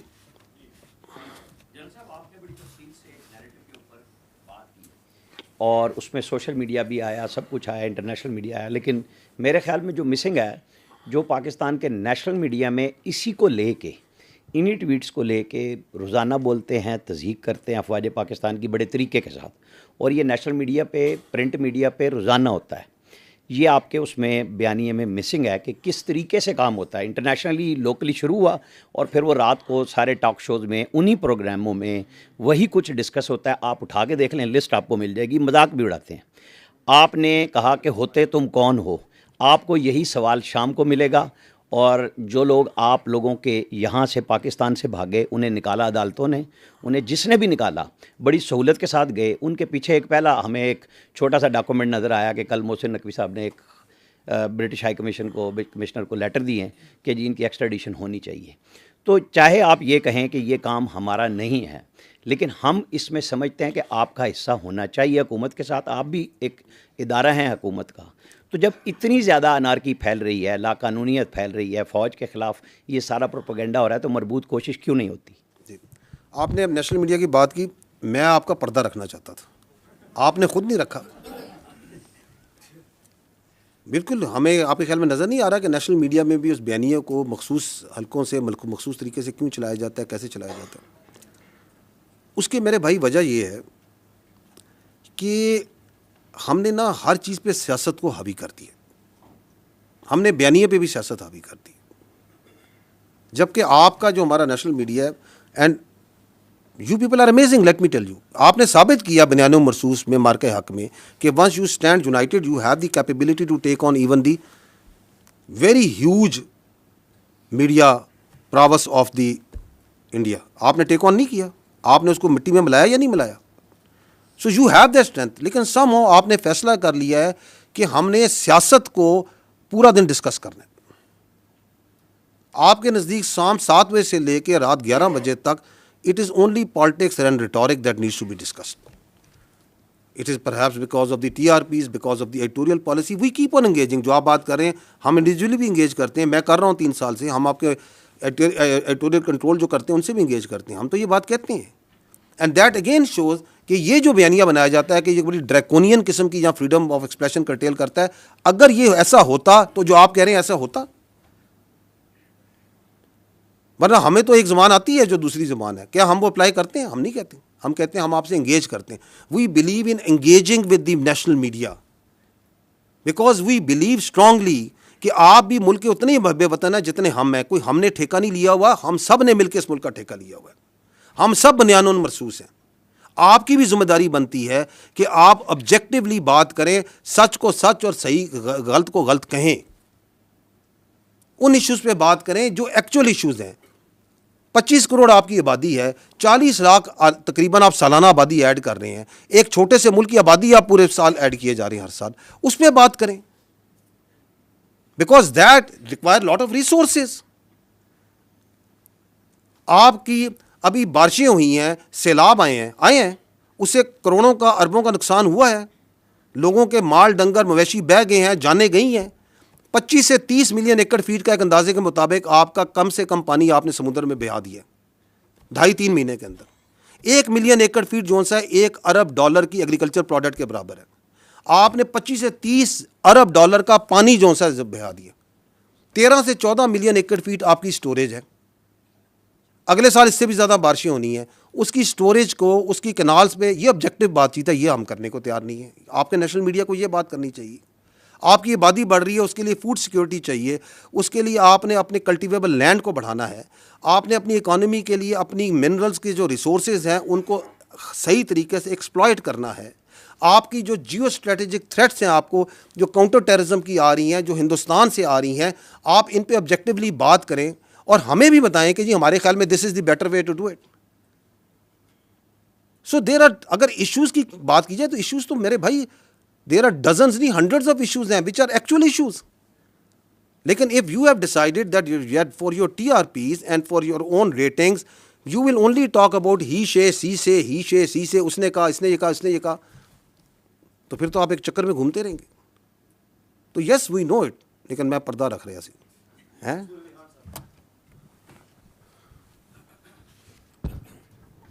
जैन साहब अस्सलाम वालेकुम। सबसे पहली बात तो है आपकी पूरी प्रेस कॉन्फ्रेंस में इमरान खान साहब का नाम ही मिसिंग था। पहले तो मैं मुझे ज़रा डिफ़िकल्टी हुई कि are you talking about Imran Khan, क्योंकि आपने पूरी प्रेस कॉन्फ्रेंस में उनका आई थिंक डिलिबरेटली नाम नहीं लिया आपने। दूसरी बात ये कि आपने उनको सिक्योरिटी थ्रेट भी करार दिया, आपने और भी अल्फाज उनके लिए कहे, लेकिन मैं पाकिस्तान की तारीख उठा के देखूँ तो फातिमा जिन्ना से लेके मोहतरमा बेनज़ीर भुट्टो साहिबा, जुल्फ़िकार अली भुट्टो, नवाज़ शरीफ, मरीम नवाज़, इन सबको कभी ना कभी किसी ना किसी मौके के ऊपर सिक्योरिटी थ्रेट, गद्दार और ये सारा कुछ कहा गया। आज से सिर्फ 7-8 साल पहले ही इसी जगह पे खड़े होके ऐसा बयानिया बिल्ड किया जाता था कि जिस शख्स को आज सबसे बड़ा सिक्योरिटी थ्रेट कहा जा रहा है शायद वही इस मुल्क के लिए सबसे ही बेहतर लीडर है। तो आपकी आज की इस प्रेस कॉन्फ्रेंस में या आज के इस बयानिए में हम किस तरह ये कह सकते हैं कि रियासत ने शायद अब ये फैसला कर लिया है कि जनाब नो मोर, या फिर आज से 5 साल के बाद या 8 साल के बाद history will repeat itself and से कि नहीं जी बैक इन 2025 वो जो प्रेस कॉन्फ्रेंस हुई थी वो गलत थी, is not a security threat. जी ठीक, थैंक यू। देखिए मैं थोड़ा सा अगर आप अलाउ करें I will back to differ a little bit. I don't think कि अगर आप पाकिस्तान की तारीख को ऑब्जेक्टिवली देखें कि इतने वाज़े तरीके से कभी पाकिस्तान की फ़ौज ने किसी शख्स के बारे में ये बयानिया रखा हो इसी पोडियम पे। वो आप एक सिमिलरिटीज़ नोशनली तो क्रिएट करते हैं कि हमने ये कहा, ये बातचीत हमने कभी नहीं किसी के बारे में कही। And I think I am true once I say कि वो not so clearly explicitly giving examples, giving objective proof कि ये कर रहा है, ये कर रहा है, ये कर रहा है, ये कर रहा है। ठीक है, आपको यकीनन ये एहसास ज़रूर, और वो उसके अंदर आपके बहुत से जो से हमारे साथी होते हैं वो शामिल होते हैं जो ये एहसास दिलवाते रहे कि जी शायद इस्टेब्लिशमेंट, जिसको आप फ़ौज को इस्टेब्लिशमेंट कहना बड़ा इंटरेस्टिंग वर्ड है, जिसको आप इस्तेमाल करते हैं कि शायद फ़ौज का झुकाव इधर है, फ़ौज का झुकाव इधर है, फ़ौज इधर कर रही है।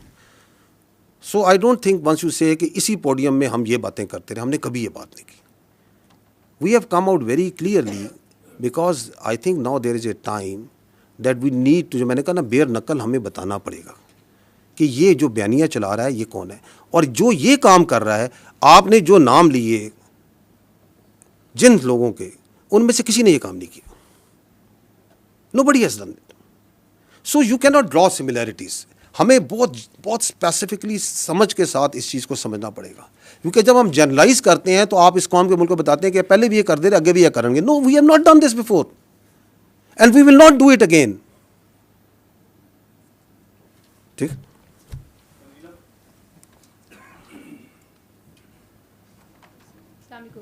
जैन साहब, आपने कहा कि रोज़े रोशन की तरह अयां है, यानी कि आप लोग कन्विंस्ड हैं कि वो नेशनल सिक्योरिटी थ्रेट हैं। तो पाकिस्तान के कानून में कोई नेशनल सिक्योरिटी थ्रेट हो तो उससे निमटने के तरीक़ेकार भी हैं। ऐसे लगता है कि एक नैरेटिव के जवाब में आपको एक नैरेटिव जो है वो उसका जवाबी बयानिया देना पड़ रहा है, जबकि अगर ये बहुत बार की आपकी प्रेस कॉन्फ्रेंसेस को देखा जाए और इमरान खान साहब जो गुफ्तगू करते रहे उसको देखा जाए तो वो एक तरह की ही गुफ्तगू है और वो इसी तरह की बातें पहले भी करते रहे हैं। और अगर रियासत, जिसको आप कह रहे हैं कि लार्जर पर्सपेक्टिव में वो ज़्यादा वाइज होती है, रियासत ये समझती कि वाकई इदारे के लिए वो एक नेशनल सिक्योरिटी थ्रेट बन चुके हैं, तो फिर उनको बहुत सारे इक़दाम कर लेने चाहिए थे। ऐसे लगता है कि कहीं ना कहीं रियासत डिफेंसिव है, वो एक्शन लेने के लिए फीलर के तौर पे बात होती है कि हम इनको बैन कर देंगे, या हम अभी आपने कहा कि इनकी सियासत ख़त्म हो गई है, ये सियासत से बात आगे चली गई है, तो नुक्ता फिर वही है कि अगर हुकूमत कोई स्टेप्स नहीं लेगी और ये बयानिया रुकेगा नहीं, तो फिर आप किसको कन्विंस कर रहे हैं? उन लोगों को जो इमरान खान साहब के बयानिए के साथ खड़े हैं, या एक बबल अभी भी मौजूद है, लोग कहते हैं कि वो पॉपुलर हैं और उनके पास बड़ा इलेक्टोरल एक पॉपुलैरिटी और उनका फुटप्रिंट है, तो आप बेसिकली मुखातिब किससे हैं? थैंक यू जी। मैं we are talking to the people of Pakistan, because he is talking about us towards the people of Pakistan. It is our therefore right, once he talks directly about our institution and our leadership, that we also need to come directly and communicate in rather than, वरना आप इसको indirectly to third party, fourth party से communicate कर सकते हैं, लेकिन चूंकि वो भी direct बात कर रहे हैं तो हम भी direct जवाब देने की ज़रूरत है कि no, this is our perspective on this. This is what we understand what he is doing and why is he doing. जहाँ तक आपने कहा कि रियासत डिफेंसिव, नो, रियासत में I would disagree, tend to disagree. रियासत डिफेंसिव नहीं, रियासत प्रैग्मेटिक है। It is not defensive, it is pragmatic, and it is this pragmatism of the state जिसकी वजह से आप ये देख रही हैं, जो आप इशारा कर रही हैं कि फिर आप ये क्यों नहीं कर देते, वो क्यों नहीं कर देते, ये क्यों नहीं कर देते। बिकॉज पाकिस्तान एक 25 करोड़ की आबादी का मुल्क है जिसमें मल्टीपल एथनिसिटी, ज़माने, सोच, इलाकों के लोग हैं। We believe that democracy and the parliamentary democracy system in this country that is prevalent as per the constitution is the best form of government, and that's the way this country should be run. उसमें governance को बेहतर करने की ज़रूरत है, उसको accountable बनाने की ज़रूरत है, बट दैट डजंट मीन कि अगर एक फ़र्द वाहिद ऐसा आ गया है जो कि अपनी ज़ात को जमहूरियत से बड़ा समझता है, रियासत से बड़ा समझता है, पाकिस्तान के मफादात से बनना समझता है, तो हम इस पूरे सिस्टम को क्वेश्चन कर दें। No, we should not. So we are being very pragmatic over here.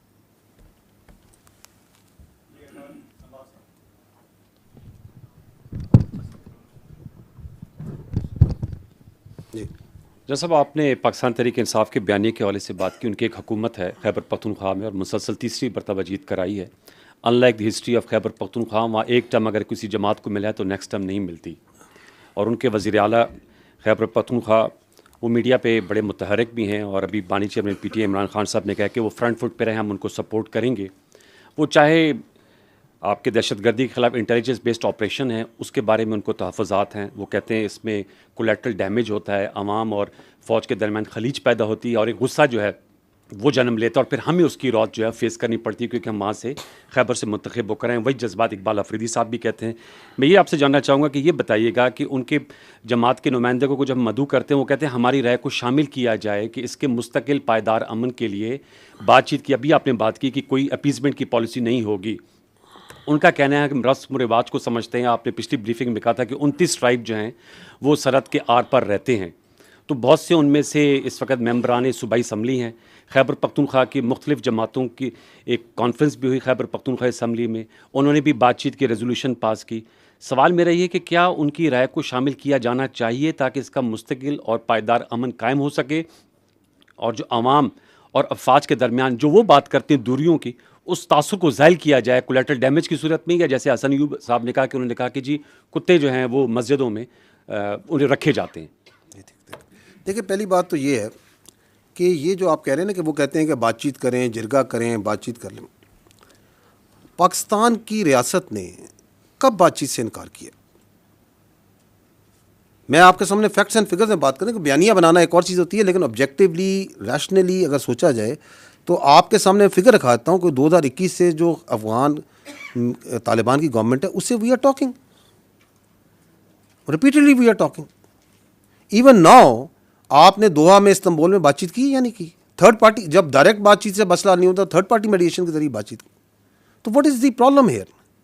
हमारा उनसे एक पॉइंट ऑफ डिपार्चर है। I think that point of departure is that we will not talk with the terrorist.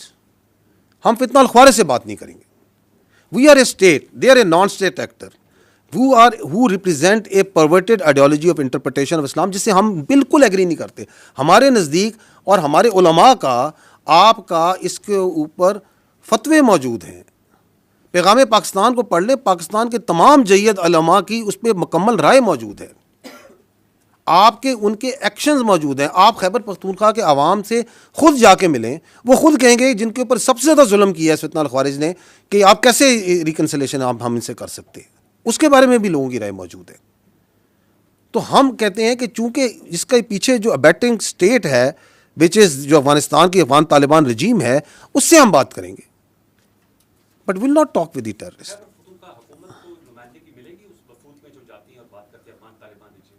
देखिए, this is again for the state to decide कि किसने क्या बात करनी है, कैसे बात करनी है। पाकिस्तान एक फेडरल सिस्टम है, उसमें एक तरीका है, एक बातचीत का देयर इज़ ए रिवाज है, उसके मुताबिक बातचीत हो रही है। सो कौन उसमें बैठेगा क्या नहीं बैठेगा, ये फैसले मैंने नहीं करने और आपने नहीं यहाँ पे करने। हाउएवर, जब वहाँ पे जो भी फेडरेशन के नुमाइंदे जाते हैं, they take input and they are cognizant of the all the participating entities जो इसके साथ बात करती हैं। तो एक तो ये समझ लेना कि ये जो सा है, ये जो बयानियाँ बनाते हैं कि तो बातचीत तो हो रही है मेरे भाई, दहशतगर्द से बातचीत नहीं होगी, खारजी नूर वली महसूद से बातचीत नहीं होगी, फितना अल हिंदुस्तान से बातचीत नहीं होगी, एब्सोल्युटली। क्योंकि अच्छा, ये जो शौक़ था ख्वारिज से बातचीत का, ये किसको शौक़ था? इन्हीं के इसी शख्स को था ना। तो उस बातचीत का नतीजा भी आपके सामने। जी, कोलेक्ट्रल क्या, कोलेक्ट्रल पे आपका क्या सवाल है?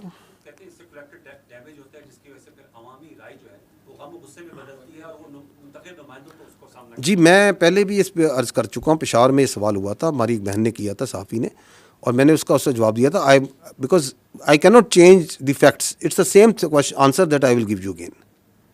एक शख्स जो सा है वो सहूलतकारी करता है दहशतगर्द की, अपने घर में एक्सप्लोसिव्स रखता है, उनको जगह देता है, उसकी जगह में व्हीकल बॉर्न आईडी बनती है, वहाँ से वो सैली आउट करते हैं और आपके इलाकों में जाके फ़ौज को, एफसी को, पुलिस को, सिविलियंस को शहीद करते हैं।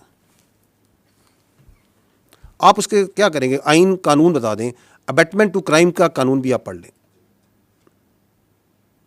एंड तो उसके ऊपर अगर आप एक्शन करते हैं तो आप उसको फिर जस्टिफाई करें कि एक्शन को पॉलिटिकली कि ये कोलैटरल डैमेज है। कौन सा कोलैटरल डैमेज है? दी आर्मी, आपकी फ़ौज, आपकी लॉ इन्फोर्समेंट भाई कोई कोलैटरल डैमेज नहीं करती। हमने over a period of time we have, हम आप वर्ड भी इस्तेमाल करते हैं, it is the IBO, intelligence based operations. We are not going gun blazing into the areas and trying to take out everyone, we don't do that. हम अपने मुल्क में जंग लड़ रहे हैं। ये कोलैटरल डैमेज वहाँ होता है जहाँ काबज़ अफवाज होती हैं। We are being very careful, और उसकी वजह से हम नुकसान भी उठाते हैं, अपना नुकसान ज़रूर उठाते हैं हम उसकी वजह से। उसकी वजह से उनको डिले भी होता है, उसकी वजह से उनको भागने के मौके ही मिलते हैं, because we are trying to be very careful. Distinction जो नहीं रख रहा वो दहशतगर्द है जिसको वो प्रमोट प्रोटेक्ट कर रहे हैं इस तरह के नोशंस देके। वो तो डिस्टिंक्शन नहीं रख रहा कि ये सिविलियन का घर है, इसकी आबादी में बैठ के मैं दहशतगर्दी कर रहा हूँ, यहाँ पे बैठ के मैं जो सा हूँ बम तैयार कर रहा हूँ, सुसाइड जैकेट्स रखी हुई हैं। वो तो ये भी डिस्टिंक्शन नहीं कर रहा कि मैं मस्जिद में बैठ के दहशतगर्दी की फैसिलिटेशन कर रहा हूँ। देयर आर डजन्स नहीं ऑफ एग्जाम्पल्स खैबर पख्तूनख्वा में जहाँ मसाजिद को इस्तेमाल किया जा रहा है। वो तो कोई डिस्टिंक्शन नहीं रख रहा। वो तो जो क्वाड कॉप्टर्स हैं जो सिविल में अवेलेबल होते हैं, उनको लेके उन पर मोटर लगा के, उन पर बम लगा के, वो तो कोई डिस्टिंक्शन नहीं कर रहा। वो तो लोगों को ही मार रहा है। वो तो किडनैपिंग फॉर रैंसम भी कर रहा है। जो उसके साथ जो सा है उसको पनाह नहीं देता, उसको साथ नहीं देता, उसको वो फैसिलिटेटर करके उसको भी मार देता है। उसमें तो आप बोलते नहीं हैं। तो मैं आपसे ये तो अर्ज कर रहा हूँ कि ये जो 14 नुकात जो दहशतगर्दी के जो एग्रीड हैं, बदकिस्मती से ये नहीं कि ये सिर्फ काम नहीं कर रहे, ये इसके अगेंस्ट काम भी कर रहे हैं। बाय गिविंग सच फॉल्स किस्म notions of collateral damage, by trying to confuse the people, by trying to create wedges, that's it.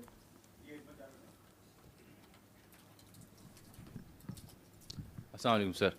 मेरा सर सवाल एक अस्करी नौयत का और एक निस्बतन नीम अस्करी नौयत का है। ताख़ीर और उसमें फिर तरदीद और फिर वजाहत, ये नोटिफिकेशन से जुड़ा जो मामला था, उसकी वजह से क़यास राई ने जन्म लिया।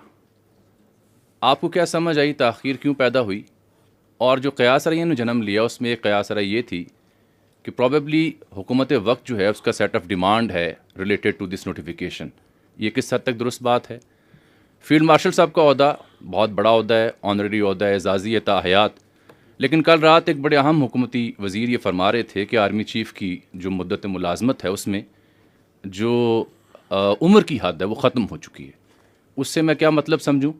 और जो कमांडर नेशनल स्ट्रेटेजिक कमांड हैं उनकी तैनाती कब और कैसी होगी? क्या वो किसी और फोर्स से भी हो सकते हैं?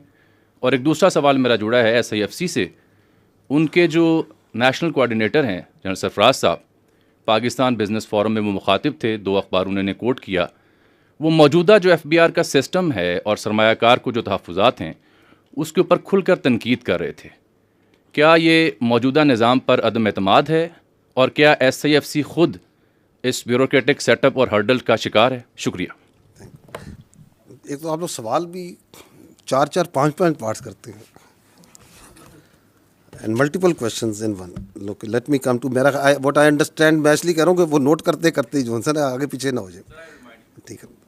तो अगर वो मिस हो जाए मुझे बताइएगा। आपने पहली बार आई थिंक ताख़ीर की है। ये चीफ ऑफ डिफेंस फोर्सेस का हेडक्वार्टर मेरे भाई तश्कील हो रहा है, chief of defence forces. The previous entity that was there was a committee mechanism, a staff mechanism. So we are transiting from a committee coordinate mechanism into a operational headquarter. So if you are going to do that, it's going to require a lot of things that needs to be done in place.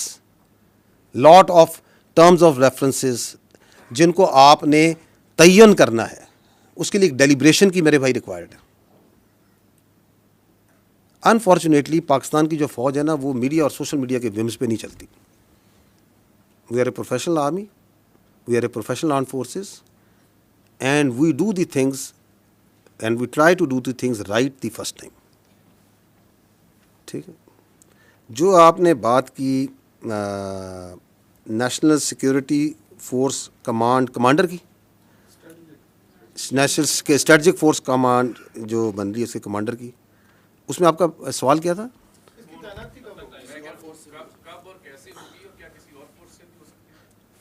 अच्छा, ये second part जो है उस पर तो मैं कहता हूँ कि कॉन्स्टिट्यूशन को पढ़ लें, क्योंकि हमें कोई आदत ही पड़ गई है कि कॉन्स्टिट्यूशन इज़ एब्सोल्युटली क्लियर, लेकिन हम अपनी जहन की इख्तरा डाल के सवाल बना लेते हैं। तो आई थिंक कि we are bound by the constitution on that. आपको ही पता है उस पर कॉन्स्टिट्यूशन क्या कहता है? कोई शक है? तो फिर ये सवाल की क्या ज़रूरत है? नहीं, इसके सवाल की ज़रूरत क्या थी? अगर कॉन्स्टिट्यूशन में एब्सोल्युटली क्लियर है तो ये आइन ने फैसला करना है, पार्लिमान ने फैसला करना है, या मैंने और आपने फैसला करना है? What is the need? Because that is a classic example where you try to create a narrative where there is no narrative. By putting out such questions, you are actually trying to deliberately put a notion which जो आपका आइन के अंदर जिसकी गुंजाइश ही नहीं है। तो what is the need of this question? किस चीज़ की वजाहत चाहिए आपको? आइन की वजाहत चाहिए? आप उसकी प्लेन इंग्लिश नहीं पढ़ सकते उसमें क्या लिखा हुआ है? किस चीज़ की वजाहत हम मांग रहे हैं? I am a legal jurist, मैं कोई कॉन्स्टिट्यूशनल एक्सपर्ट हूं कि मैं आपको उसकी वजाहत दूंगा? So this is again how the narratives are made. उसकी मैंने आपको मिसाल भी दी है एंड दैट्स वाई जो राणा साहब ने सवाल किया, मैं कहता हूं आप लोग अपनी इतनी फैकल्टीज और एनर्जीज को कोई कंस्ट्रक्टिव काम पे लगाएं मेरे भाई। पूरा दिन फौज के बारे में अपनी ऑब्सेशन से बाहर निकलें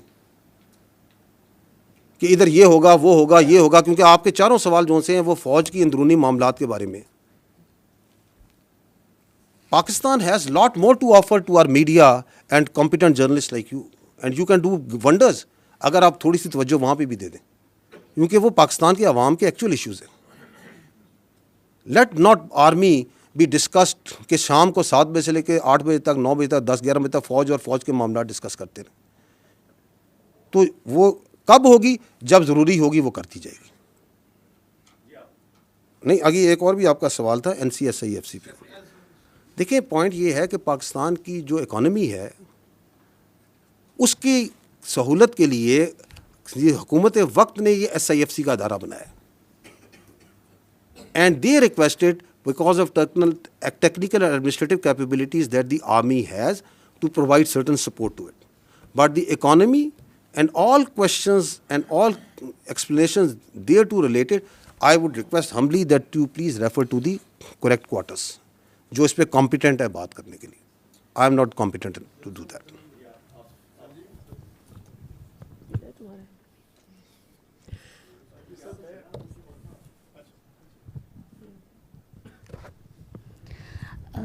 सर आपने अभी सोशल मीडिया पे दिखाया कि जो अकाउंट्स होते हैं, ट्रोलिंग होती है जिस तरह अभी ये सब कुछ, बयानिए की बात हो रही है जहाँ तक, तो सिवाय उस शख्स के जिसकी आप बात कर रहे हैं बार बार, उन्हीं की पार्टी के इंफॉर्मेशन डिपार्टमेंट से और उन्हीं की पार्टी के इंफॉर्मेशन सेक्रेटरी जो हैं वो गुज़श्ता 2 हफ्तों से टॉक शोज़ में आकर और मुख्तलिफ़ जगहों पे वो ये कह रहे हैं कि ये जो सोशल मीडिया अकाउंट बाहर से ऑपरेट हो रहे हैं इससे हमारा कोई ताल्लुक़ नहीं है. पार्टी का असल बयानिया वो होता है कि जो इंफॉर्मेशन डिपार्टमेंट से जारी किया जाता है एलामिया की सूरत में. अच्छा, ये this is again part of that deceit cobweb जो कि बड़ी खूबसूरती बनाता है. मैंने अपनी जो शुरू में बातचीत की, मैंने कहा था कि, या अभी थोड़ी देर पहले कहा था कि जिस तरह ये बयानियाँ बनाते हैं उस पर तो जो जॉयबल्स है वो भी दाद देता होगा कि मैं भी सीखूं इनसे कि ये बनता कैसे. अब इस बयानी की कितनी खूबसूरती है कि आप जो सा है पूरा सुबह से लेकर शाम तक कोई भी वाहियात किस्म की बातचीत करते रहें और साथ आप कहें सरकारी तौर पर सर हमारा तो उससे कोई ताल्लुक़ नहीं है, हमें तो नहीं पता कौन कह रहा है, तो आप डिसोन करें ना उसको. आप कहें कि ये सारा गलत हो रहा है, आप आए चैनल्स पे आप कहें कि ये बिल्कुल गलत है, हम अपनी फ़ौज के ये बात करता है मैं कंडेम करता हूँ, आप उस पर ट्वीटें करें, आप बाज़ारों में निकलें, आप बाहर आएँ, आप कहें जी ये बिल्कुल ठीक है, ये सही बात है कि ये सियासी मुलाकात नहीं होनी चाहिए, और जहाँ पे बाहर निकल के जो सियासत पे बातचीत हो रही है वो नहीं करनी चाहिए. जो आपने ये बात की सोशल मीडिया की, मैं आपको क्लिप दिखा देता हूँ जहाँ पे उनकी बहन जोन सी हैं वो बाहर आके यही मनोअन ये ख़ुद ज़बान से भी बोल रही हैं, वो तो पाकिस्तान से आके बोल रही थी ना. तो ये सब जोन सा है जो जिसने भी इनको सिखलाया बड़ा खूब सिखलाया. ठीक है ना. आई थिंक आप लोगों के जो चैनल्स हैं they must be wanting to switch to something else. 1:45 वो कहते हैं घंटा और 40 मिनट हो गए.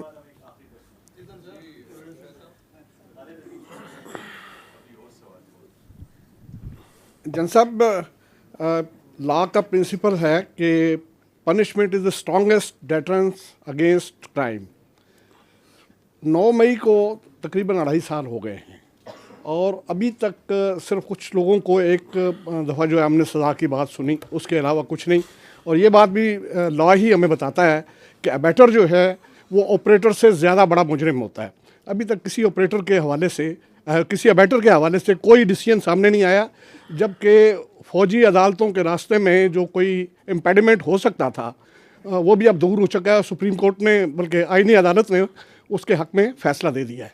तो इसके बाद इतनी जो ताख़ीर है उसको क्या समझा जाए कि उन लोगों को एक खुली छूट मिली हुई है इससे. देखिए, पहली बात तो ये है कि I as the spokesman of the armed forces is only competent on this matter to talk about the military trial. जो मिलिट्री कोर्ट्स हुए थे हमने वो सारे कर दी.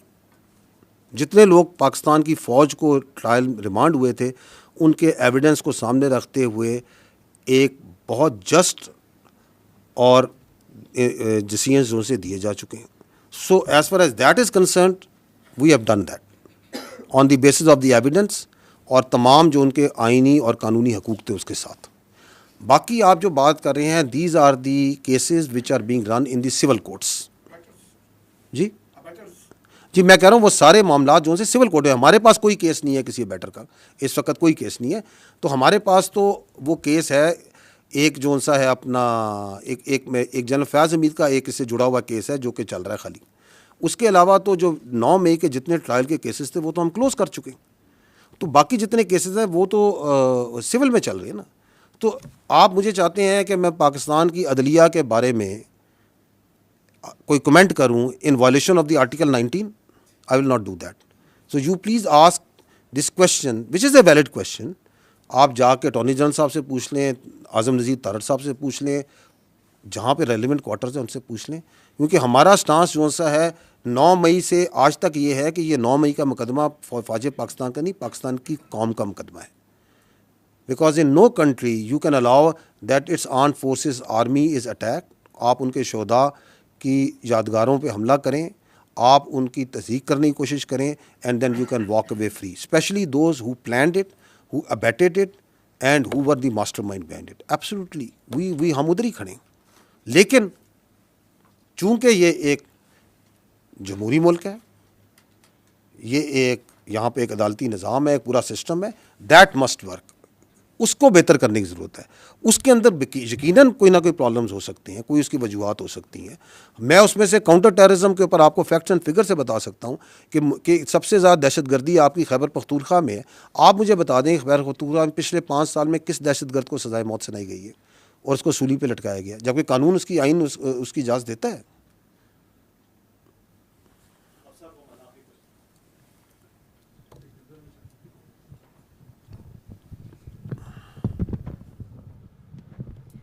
अस्सलाम वालेकुम, थैंक यू. पहले हमारे कॉलीग्स ये पूछ चुके हैं, लेकिन मैं चाहूँगी कि आप एक फ़ाइनल कमेंट इस पर ज़रूर करें. एंटी स्टेट की इस्तेलाह पाकिस्तान में बहुत मिसयूज़ हो चुकी है माजी में. आपने कहा कि इस नौयत का रिस्पांस जैसा आज आपने दिया ऐसा नहीं ऑफिशियली दिया गया, लेकिन जब नवाज़ शरीफ ने उस वक्त के DGI का नाम लिया था तो वो भी एंटी स्टेट कहलाए थे. सो आज जो आपने बात की इसमें 3 लफ्ज़, ये हमारे लिए बड़े सख्त अल्फाज हैं और बड़ी अहम बात है कि ये नेशनल सिक्योरिटी थ्रेट हैं, एंटी स्टेट हैं, and they are playing in the hands of Delhi. So how is it different from the past, और क्या हम आइंदा इसके ऊपर कोई डेवलपमेंट एक्सपेक्ट करें, या ये सिर्फ एक मुज़म्मती बयानात हैं जो आज इस प्रेस कॉन्फ्रेंस के सिलसिले में आपने सामने रखे? एक चौथा भी ऐड करते हैं, मैंने 12 कहा, somehow you are missing it, ज़हनी मरीज़ भी हैं. क्योंकि ये जो काम कर रहा है पाकिस्तान की और उसकी जड़ों के ख़िलाफ़, ये ज़हनी मरीज़ ही कर सकता है. ठीक है. एंटी स्टेट वो मंसूर आपने तो नहीं पीछे देखा, दोबारा सवाल करें. आप ये पूछ रही हैं कि हम पहले भी कह चुके हैं तो अब क्या फ़र्क है, ये पूछना चाह रही हैं. मैं आपको पहले भी कह चुका हूँ, जो हमने आज कहा हमने कभी नहीं कहा, कभी नहीं कहा. तो आप इसको वो क्या होता है अंग्रेज़ी में कहते हैं, don't try to mix apples and oranges. जो इन्होंने किया वो भी कभी किसी ने नहीं किया. ठीक. I think, thank you very much, very grateful, very kind of you for your time.